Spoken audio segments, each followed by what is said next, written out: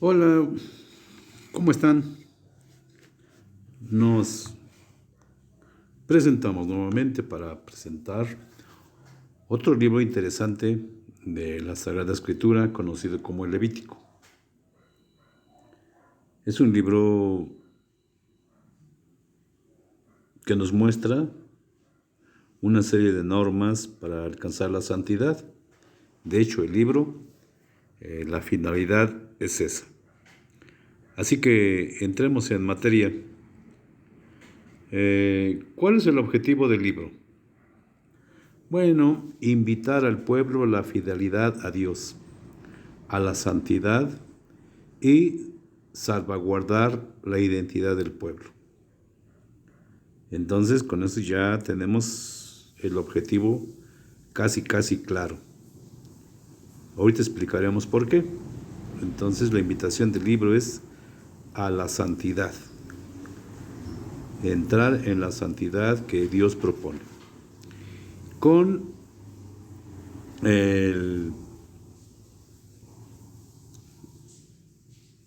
una fórmula que se encuentra en 19.2. Sean santos porque yo, el Señor, su Dios, soy santo. Pero bueno, veamos qué cosa es la santidad.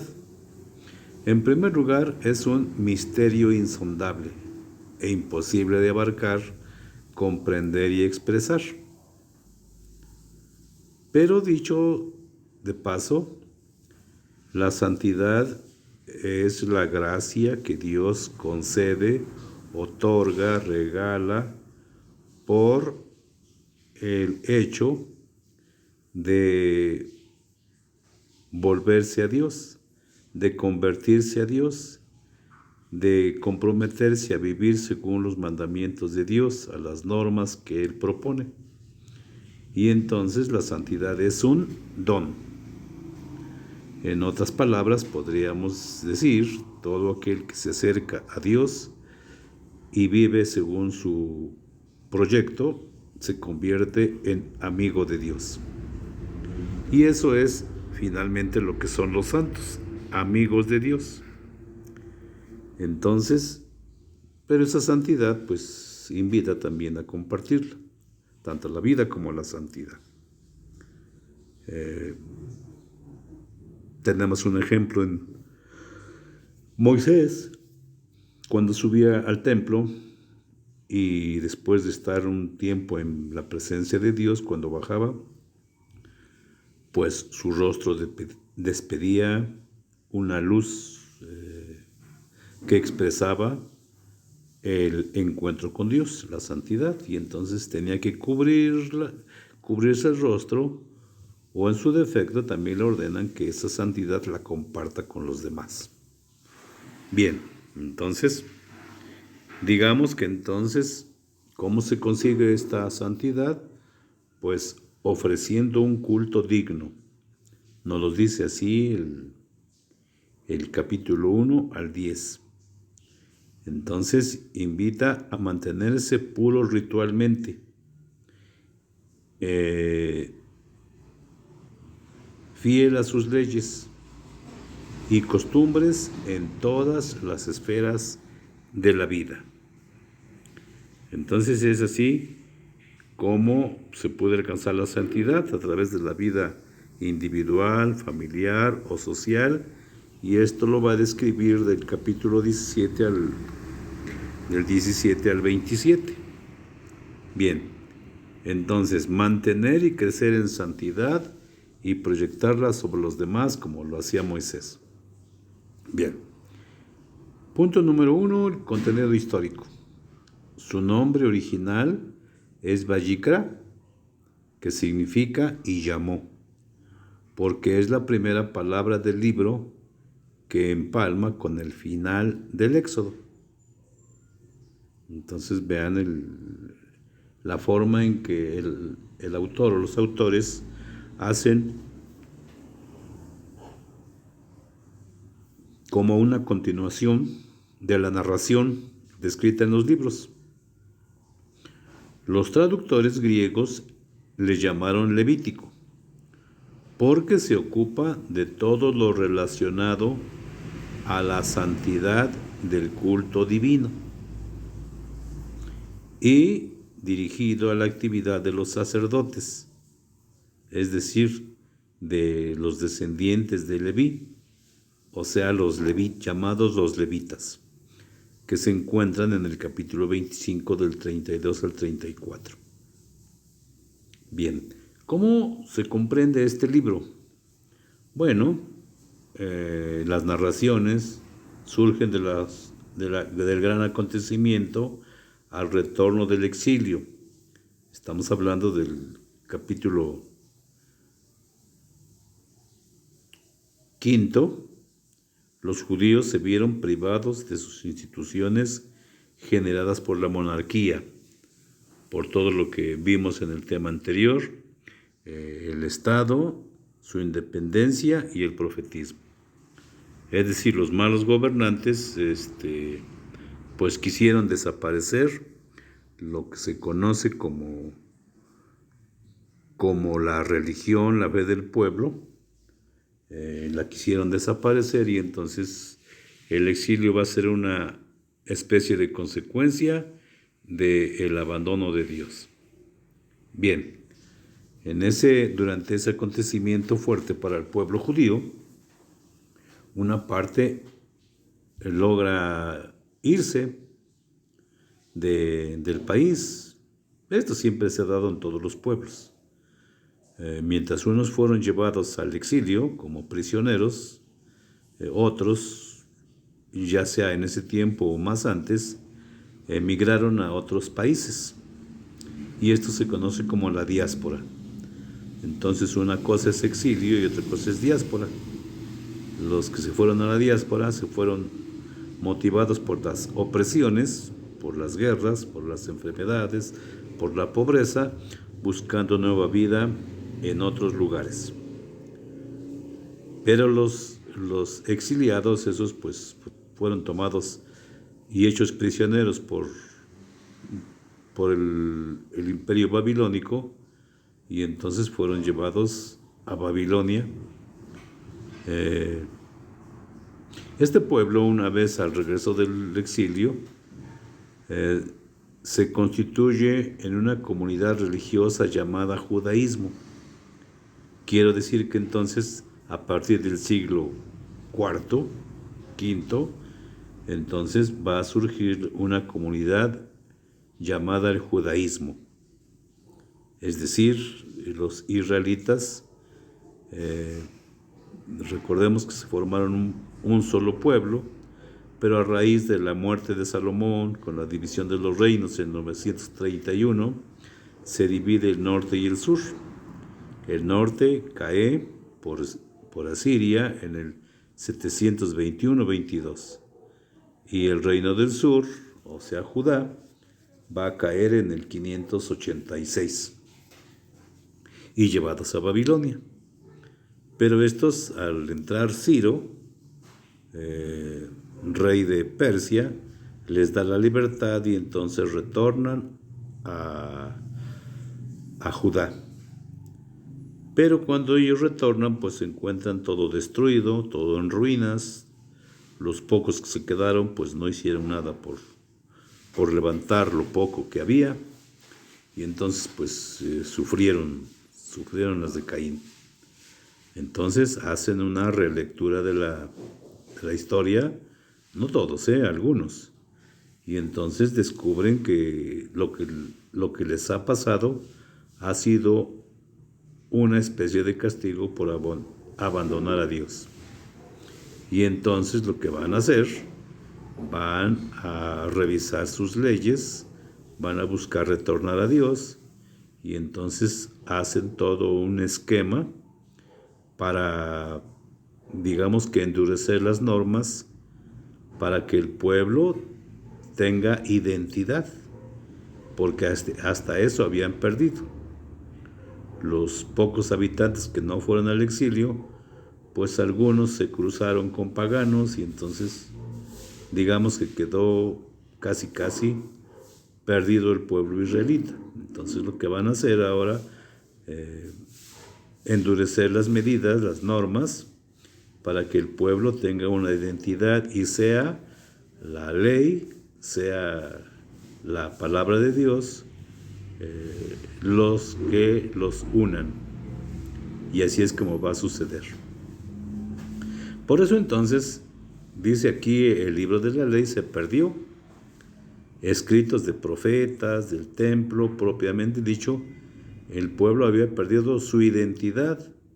Los samaritanos se mezclaron con paganos y no conservaron todo el acervo cultural y religioso. O sea, propiamente estaban borrados del mapa.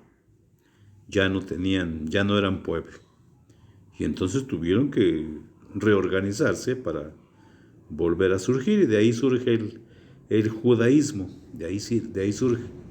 Bien, entonces era necesario recobrar lo perdido, constituir la base de la elección y la alianza, que era la garantía de la fidelidad e identidad judías. Recordemos que esto es lo que los hacía pueblo elegido. Entonces tenían que volver a recuperar todo ese acervo religioso, cultural que el pueblo tenía y que perdieron con el exilio. Entonces, pues surgen grupos de personas, hacen su aparición 2 grupos que van a ser importantes en esa transición, y se hacen cargo de la fidelidad a Dios. Unos laicos llamados escribas o maestros de la ley. Nacen también las sinagogas, donde mantenían el espíritu de la ley en los creyentes, apoyados con liturgia, con palabra, con salmodia y con oración. Entonces ya tenemos aquí a los escribas. ¿Cuándo nacieron? Pues en ese tiempo, siglo IV, a finales del siglo IV van a aparecer estos personajes. Pero también va a surgir otro grupo llamados sacerdotes fariseos. Estos conservaban la ley e interpretaban, desarrollando el sacrificio cultural y sacrificial en Jerusalén.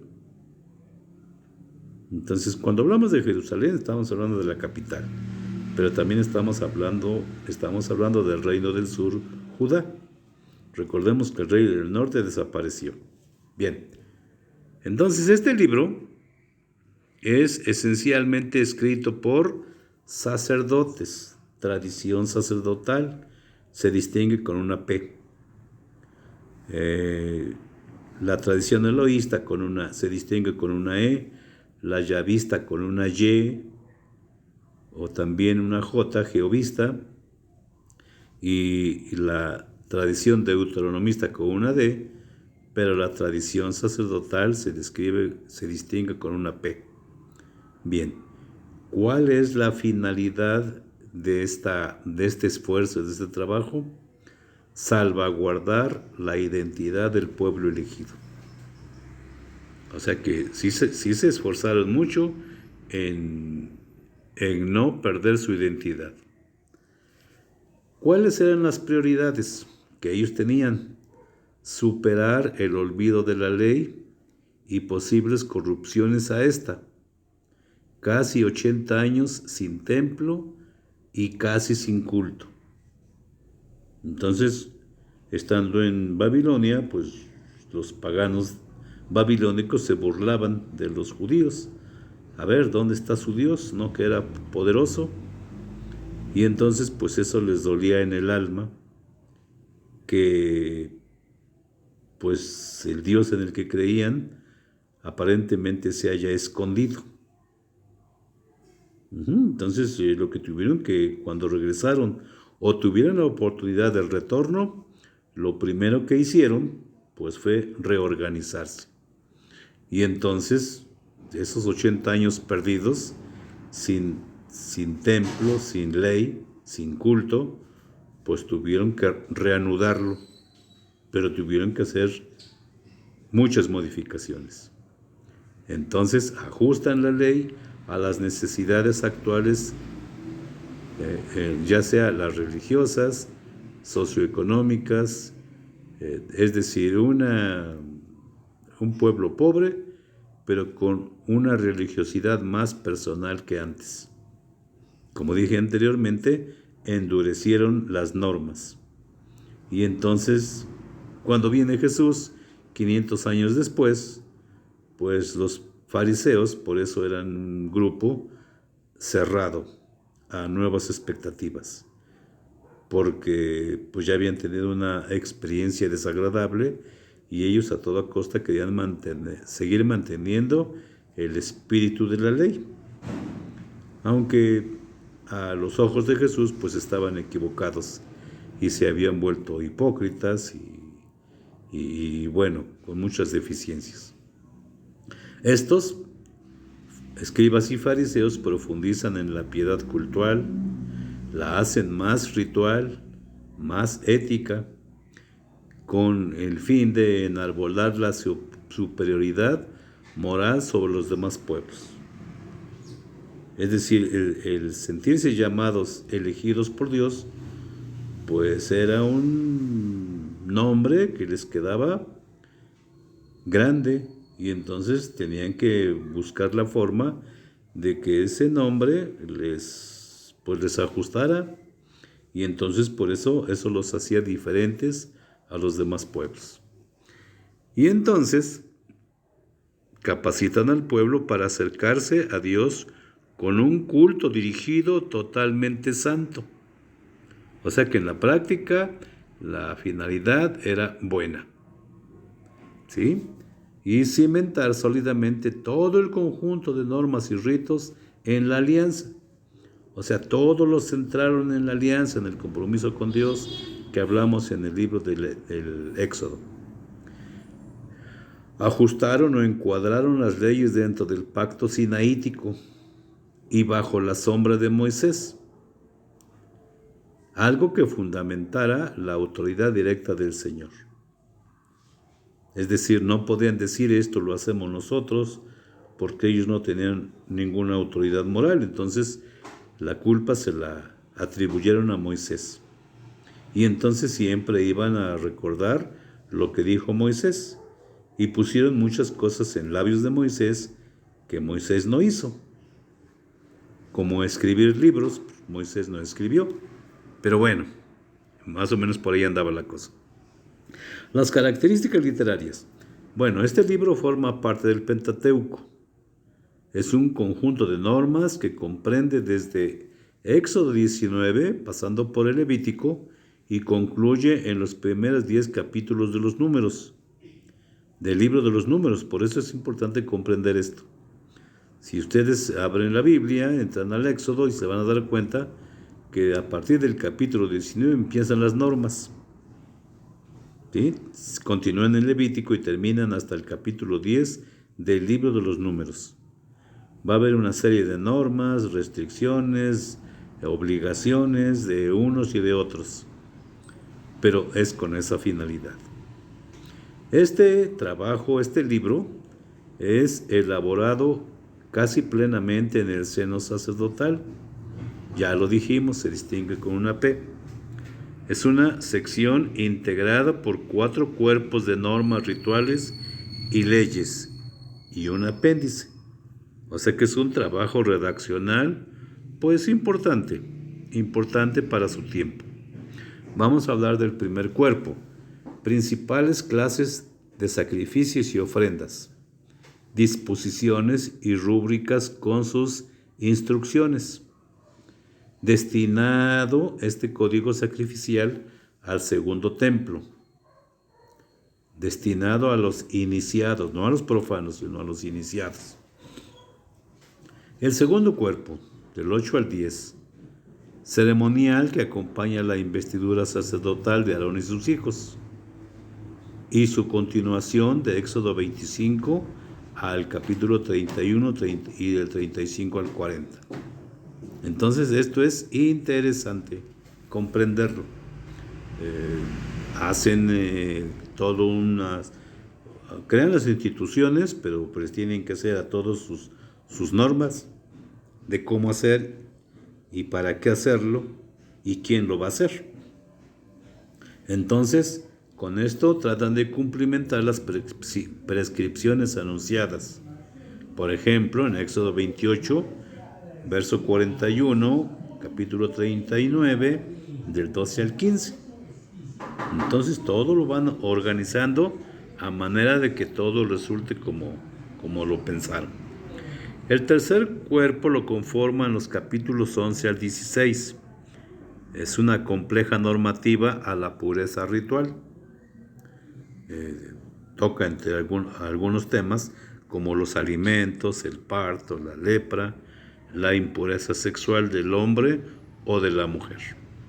Y ahí vamos a encontrar, si lo leemos, pues algunas cosas que ya no se practican, pero que ellos sí se las impusieron, pues para distinguirse de los otros pueblos.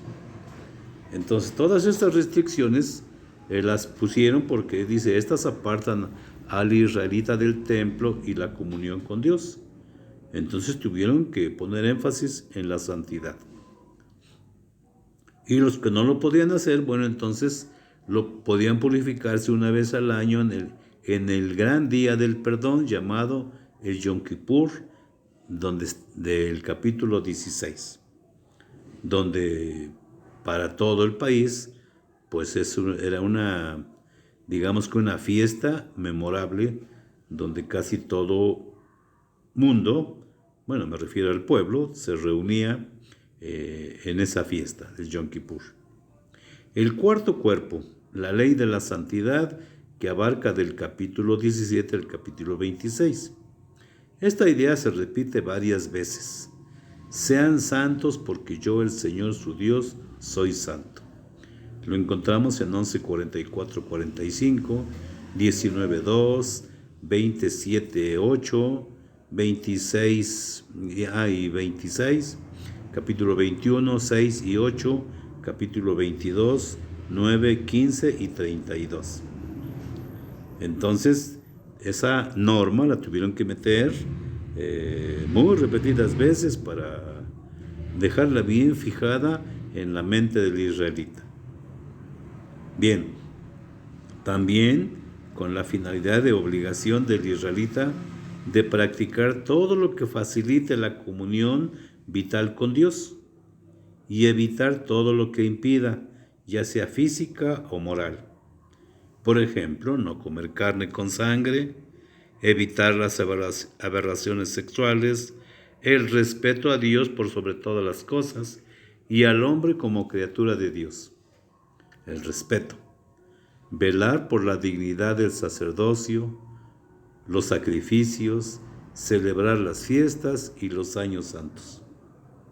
Y entonces, pues sí, le dieron mucho que hacer al pueblo, y como una forma de mantenerlo unido y darle identidad. El Levítico 27 es un apéndice sobre tarifas y tasaciones aplicables al cumplimiento de las promesas. Es decir, también el templo o los sacerdotes pues se vieron en la necesidad de que el pueblo aportara para su manutención. Ellos se iban a dedicar a una cosa, pero pues alguien tenía que pagar los gastos. Bien, las claves teológicas. El Levítico es uno de los libros menos leídos porque ha sido superado ya por el Nuevo Testamento. Pero un lector inteligente no debe olvidar, es de las mejores expresiones de la santidad de Dios, considerando su trascendencia, para luego ser compartida con la comunidad creyente. Así también lo va a expresar San Mateo, palabras de Jesús: sean santos como vuestro Padre Celestial es santo. Y bueno, si leemos la carta a los Efesios, también se nos invita a la santidad. La santidad divina cuenta con doble dimensión. Primero, los sacrificios son el medio para entrar en la santidad de Dios. Segundo, en todas las religiones, los sacerdotes sirven como mediadores entre Dios y los hombres. Entonces, por eso el pueblo israelita de los tiempos de Jesús, pues los sacrificios eran fundamentales, aunque pues a veces se exageraba y escuchamos al profeta Isaías en el capítulo 1, 13 y 15, no me gustan los sacrificios, odio sus lunas nuevas, sus primaveras, sus sábados.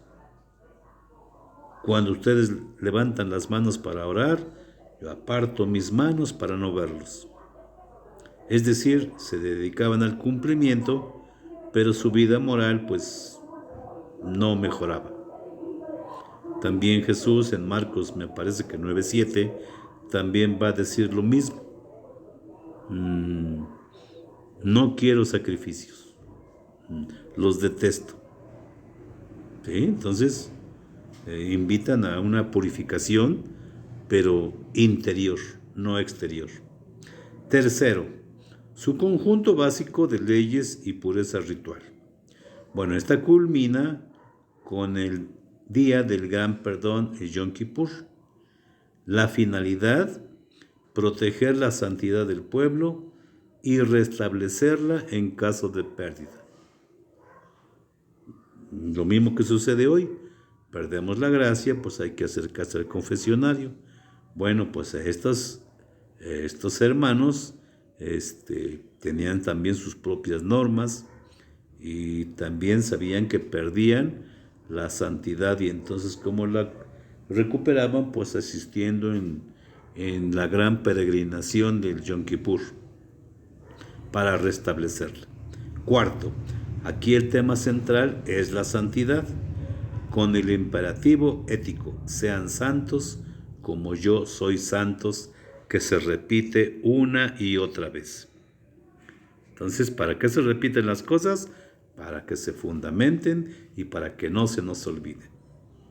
Entonces, debe de quedar claro que el libro no solo celebra y proclama la santidad trascendente del Dios, el absolutamente otro, señala los pasos para hacerla cercana y compartida por medio de prácticas, sacrificios y ritos, sino que todos esos ritos y gestos anuncian y preparan la santificación. ¿Sí? Dicho de otra manera, actualmente no basta confesar y comulgar, no basta ir a misa, sino hace falta poner en práctica lo que vivimos, lo que escuchamos en la celebración, ponerlo en práctica con los demás. Entonces con eso se complementa. La salvación se hace realidad en Cristo, con la nueva alianza sellada con su sangre. San Pablo y el autor de Hebreos se inspiran y utilizan expresiones teológicas del Levítico. Es decir, ya no le ponen mucho énfasis, pero sí utilizan algunas expresiones surgidas del Levítico.